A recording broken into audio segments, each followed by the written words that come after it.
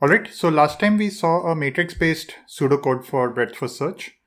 Breadth-first search can be implemented using matrix-based operations, and there are libraries available to perform matrix algebra in a distributed manner or in parallel settings. Today what we are going to do is we are going to look at a non-matrix based algorithm, and then we will parallelize it using OpenMP. So we'll start with the sequential BFS algorithm.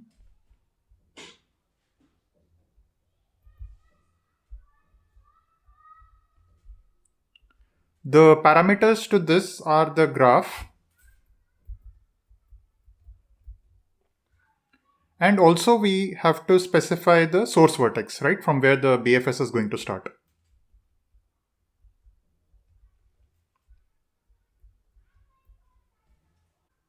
Okay. So we start by first initializing the levels for all the vertices.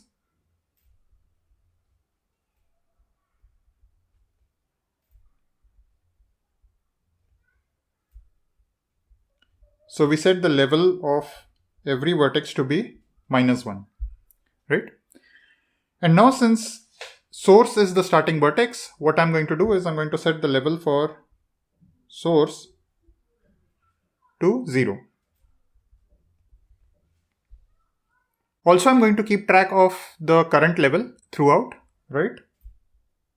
So let me use a variable current level. I'll initialize it to 0. And what we're going to do is we are going to use a frontier-based algorithm.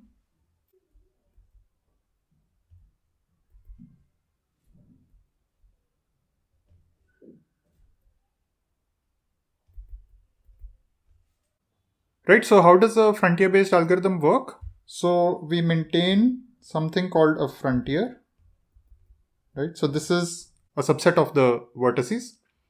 So it's actually the set of vertices at the current level. Okay. And what we are going to do is we are going to build the next frontier, right? The frontier for the next iteration as we process the current iteration. So this is the set of vertices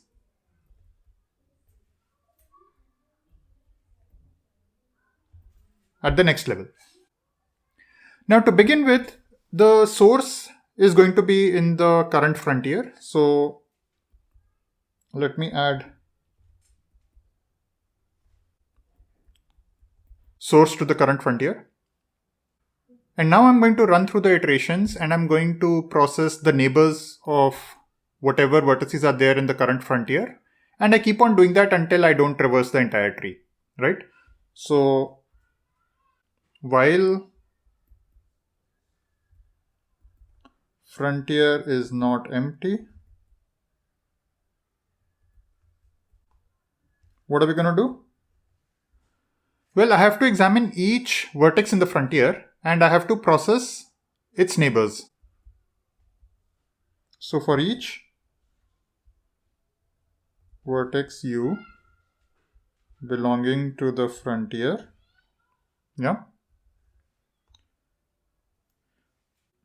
I'm going to look at all the neighbors of u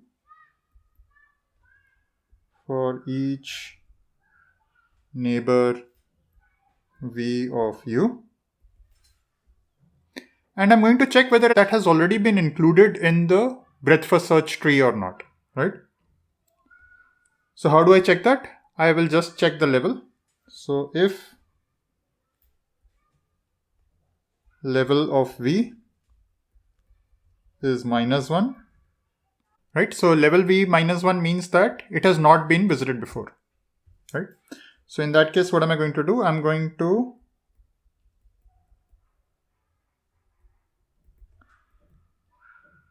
add it to the next frontier, right? So this vertex will now be part of the frontier in the next iteration. Also, I set the level for v. So what will be the level for v? It will be the current level plus 1. right? I'm processing the nodes at the current level. So all the neighbors of these nodes will be at the next level. So once I've processed all the vertices in the current frontier, what am I going to do? I'm going to just move my next frontier into the current frontier. So that will set me up for the next iteration. Okay. And I will just reset next frontier to empty. Right. And one more thing I have to do is I have to increment the level. So I will set current level plus plus. All right. So that's it. So that's the breadth first search algorithm in the sequential setting. Okay. Okay. So now let's say I want to parallelize this, right? What are the opportunities for parallelism over here? So first of all, this operation, right, where we are actually traversing the frontier, this is the main operation in breadth first search. And we would ideally like to parallelize this. The point is that this can be executed in parallel.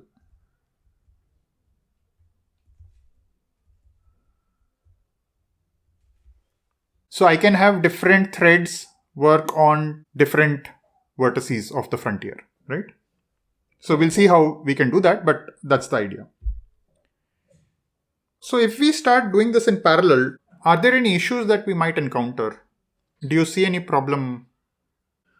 So what might happen is that, let's say there are two threads looking at different vertices of the frontier, but one of the neighbors of these vertices is common, right? So let's say the vertex V is common for two vertices in the current frontier, right? In that case, what's going to happen? It's possible that while one of them is examining level V and it checks whether level V is equal to -1 or not, right?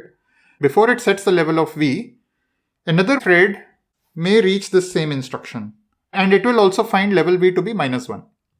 So two different threads may find the level for the same vertex to be -1 because there is some time between when one thread checks the level and updates the level, right? So we need to be careful about this. This can cause a possible race condition because the level V has to be updated, right? So there is a race condition over here. Yeah. But it's important to note that this race condition is benign. What does that mean? That basically means that it's okay if two different threads, both of them find level V to be -1 and then both of them go and update the level of V, right? Because we are working at the current level and both of them are going to set the level of that vertex V to be current level +1. So therefore it's okay, irrespective of which thread writes first and which thread writes later, the level of V will be set correctly to current level +1. Okay. But there's another side effect of this. What is the other side effect? What is the other problem? The issue is that the same vertex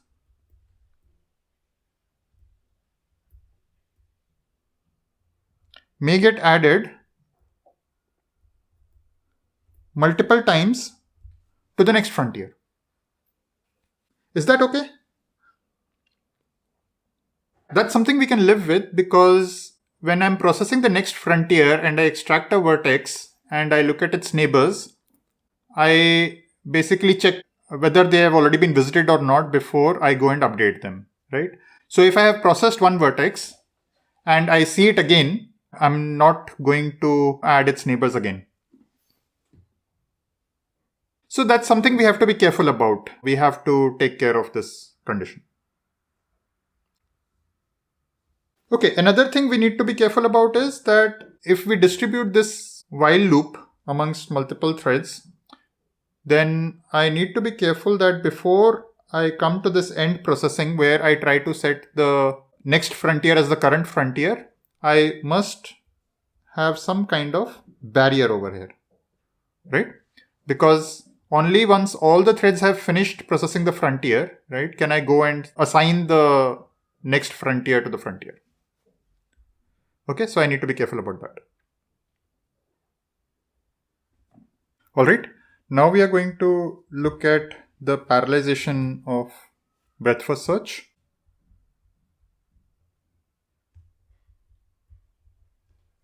So first we'll focus on the shared memory model and we will look at OpenMP for parallelization.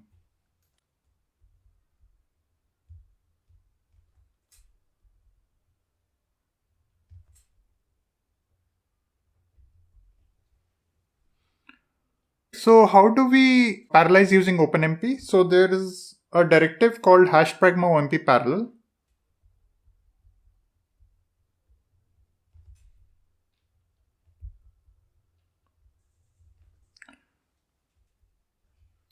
What this directive does is it basically at this point of time launches multiple threads to do the processing, right?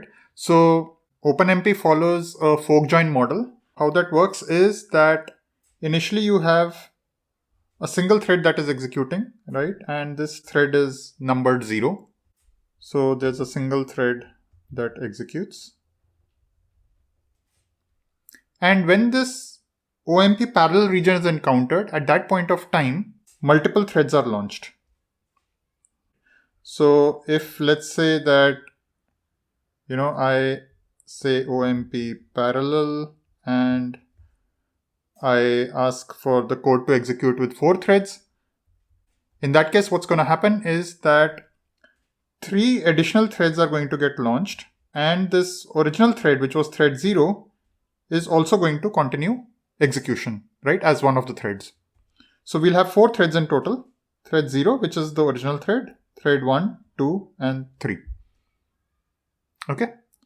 Basically, the statement immediately following #pragma-omp parallel is executed by all the 4 threads, right? And if you want to execute multiple threads together, then you can essentially put them in a block. Finally, when that block ends, then these threads come together. This is essentially called a join. And after this point, only thread 0 continues execution, right? The other threads terminate at that point of time.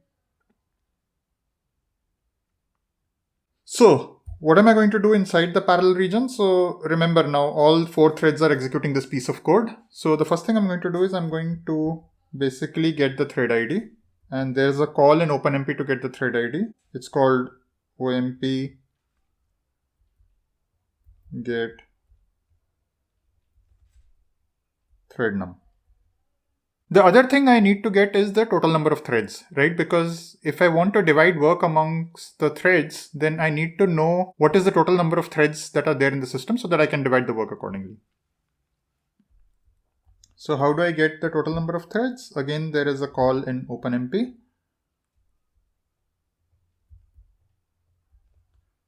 OMP get num threads.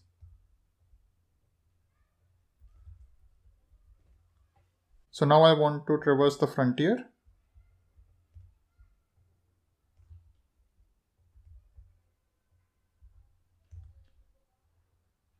And I want all the threads to traverse this frontier together.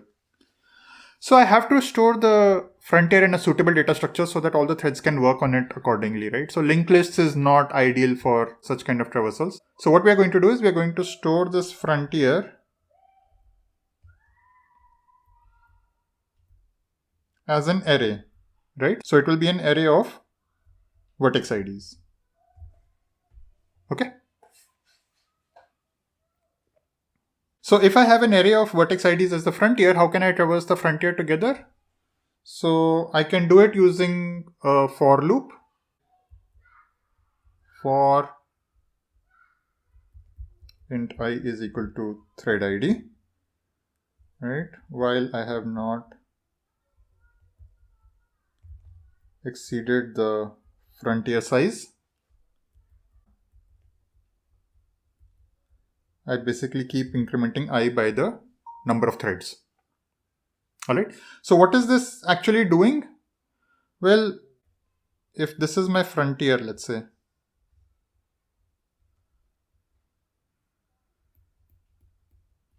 right? So the first vertex will be processed by thread 0, the second vertex will be processed by thread 1, thread 2, thread 3, and then back to thread 0, and thread 1, and so on. Right? That's what this for loop is doing. Okay. Basically, every thread, it's starting with its own thread ID and it's jumping by the total number of threads in every iteration. All right. Now, what is the processing that needs to be done inside this for loop? So what a thread is going to do with the particular vertex is that it's going to look at every neighbor v of u, and it's going to check if level of v is equal to -1. In that case, it has to enqueue this vertex in the frontier and set its level, right? Now, how can we do that? Well, a simple way of doing that would be to use critical sections, right? So how does a critical section work? Well, I say hash pragma OMP critical,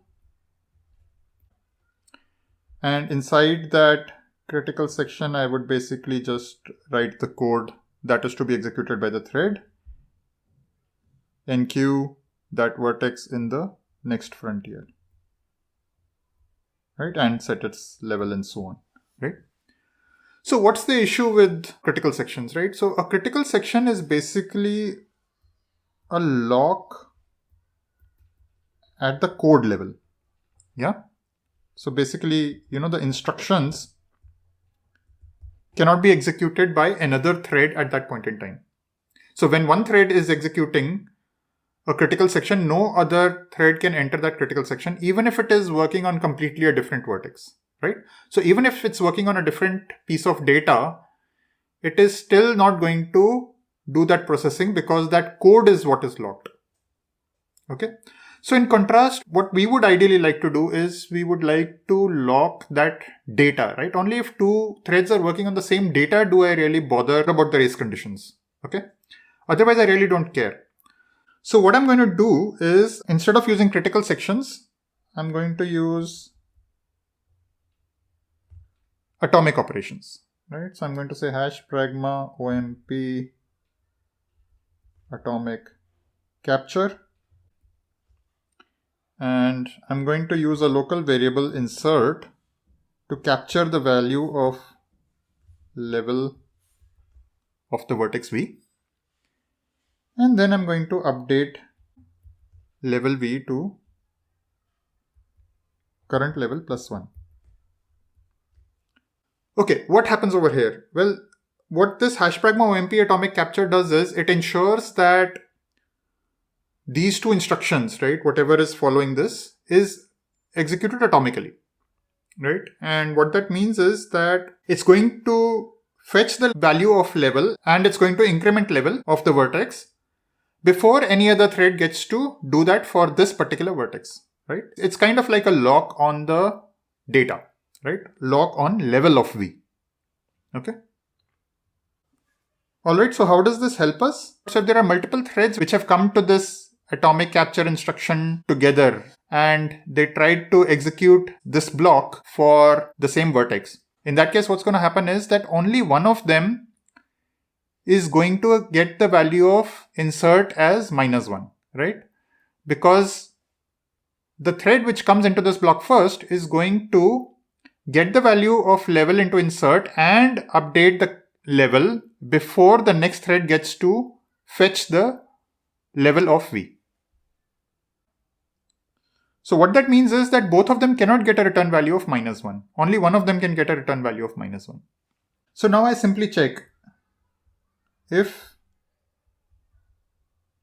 insert is -1. What that means is that even if there were multiple threads executing this atomic capture for the same vertex, one of them is basically nominated as the owner or the updater, right?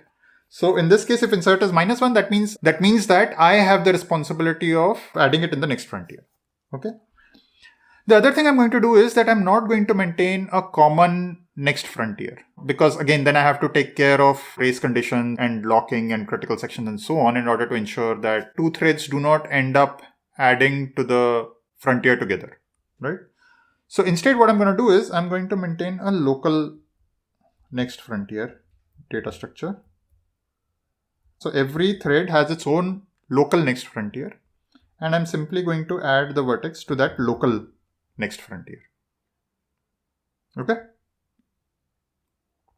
All right, that's the end of the processing for that vertex. And that's pretty much the end of the for loop as well. So now before I go to the next frontier, now I have to take care to merge all these local frontiers, right? So that's also important. What is the best or the most efficient way of doing that?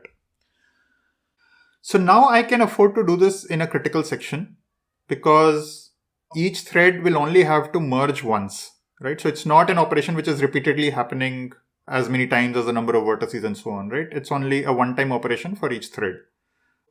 So what I'm going to do is I'm going to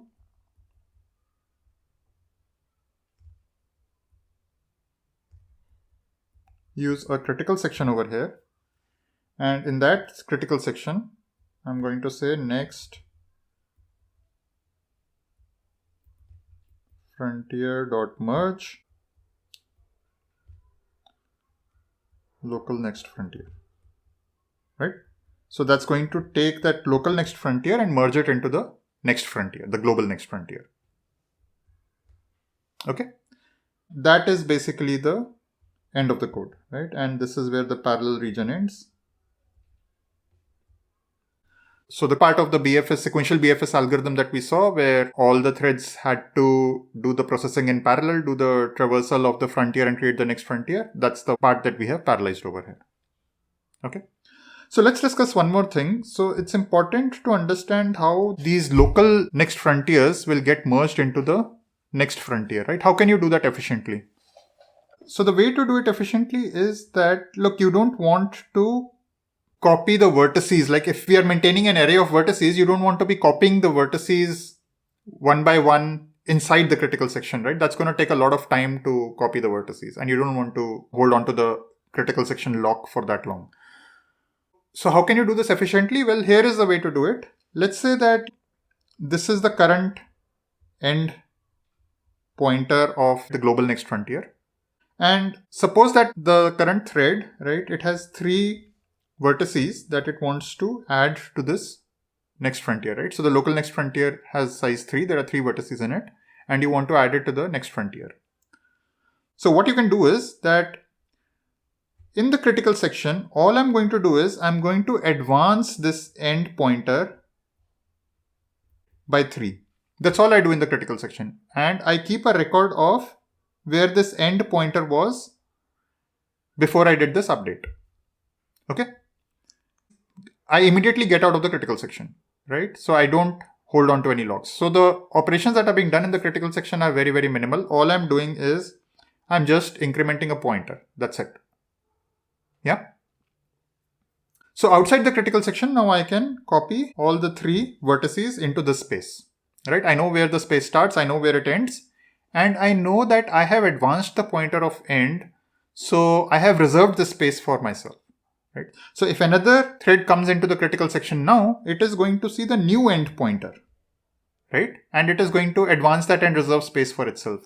So these 3 entries are not going to be touched by any other thread. So I have kind of like reserved these 3 entries in the critical section. And now I can copy into this memory location outside the critical section, right?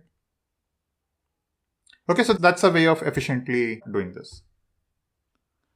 All right, so that's basically our code for parallel BFS using OpenMP.